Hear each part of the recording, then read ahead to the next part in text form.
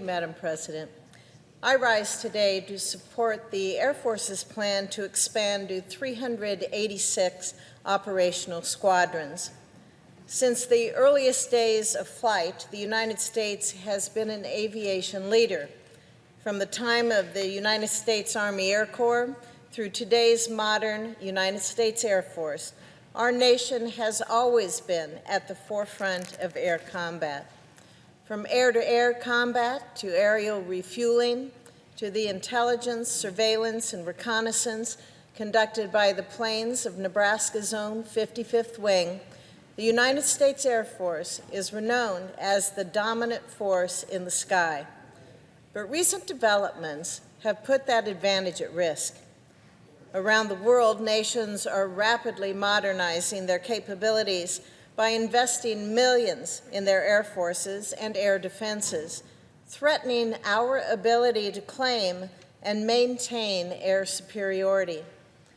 Rapid advances in anti-access air denial technology and a coordinated, calibrated effort by nations like China and Russia pose a significant threat to our ability to operate in contested airspace. For decades, we have been accustomed to flying unconstrained, fighting adversaries on the ground who lack modern technology and the ability to seriously threaten our freedom to conduct aerial missions. But the face of 21st century warfare is changing. Competitors are rapidly closing the gap, and while our Air Force remains the most professional and effective air combat force in the world, these nations are pouring hundreds of millions of dollars into matching and exceeding our capability. We have a choice. If we fail to react, we risk falling behind and losing the air dominance that has been essential to U.S. national security for decades. We cannot sit back and accept that possibility. We must meet this challenge head-on. The United States must adapt, invest, and show the world that we will never cede control of the skies to our enemies. Recently, the Air Force conducted a rigorous analysis of future air combat scenarios that we could face in the coming decades. Utilizing over 2,000 simulations based on the latest intelligence to assess force performance against strategic competitors, the Air Force produced a model of the requirements necessary to fulfill the goals of the National Defense Strategy. This analysis found that we will need an array of advanced capabilities to counter ongoing and robust military modernization by our competitors. The assessment determined that we must focus on our own modernization around several key areas to ensure our continued ability to defend the homeland and to defeat strategic threats. Perhaps most critically, this analysis, which the Air Force calls the Air Force we need, has determined that to be effective in achieving these goals, we must grow the Air Force to 386 operational squadrons. Given the growing threats we face, the Air Force will play a key role in any future conflict.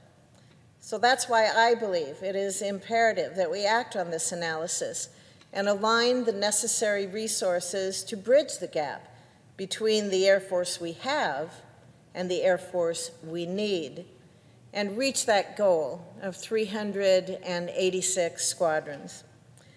The need to grow the Air Force is not some arbitrary desire for more planes.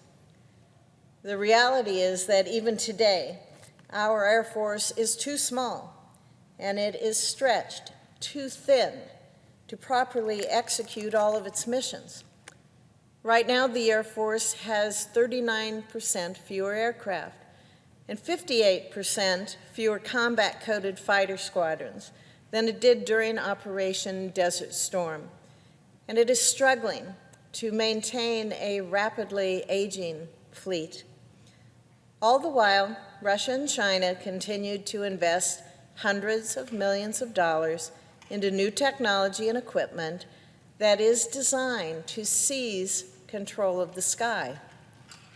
That's why it's so imperative that we act to provide the resources necessary to grow to that 386 operational squadrons. We simply cannot face these challenges with one of the smallest air forces we've ever had. That's a recipe for disaster. It is a recipe for defeat. Instead, we must rebuild the fleet. We must increase flying hours, improve training, and add pilots and maintainers, and retain the best airmen that we have. We have to act now, without delay. While the Air Force we need adds significantly to the physical capability of our Air Force, it is about more than simply adding equipment to the flight line.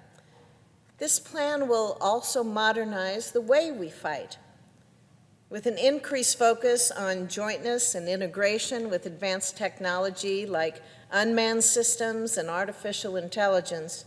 We can continue adapting to stay ahead of our enemies, all of whom have spent years watching and learning from us in the field. As a senior member of the Senate Armed Services Committee, I commend the Air Force for putting forward a bold vision for the future. I believe if we truly are to execute the goals of the National Defense Strategy, this is the kind of analysis, this is the kind of planning that has to happen. And it must be followed by action from Congress. That is why I urge my colleagues in the Senate to join me in supporting a robust defense budget and investing in the enhancing capability the Air Force needs to continue its mission of protecting the American people. At this critical juncture in the nation's history, and amid a fundamental shift in the type of threats that we face, now is not the time to let partisanship get in the way of what must be done to continue supporting our airmen and our maintainers. So let's work together so that we can build the Air Force that we need, so that above all else, the world knows that the United States Air Force will never allow any adversary to dictate how, when, and where we fly. Thank you, Madam President. I would yield the floor.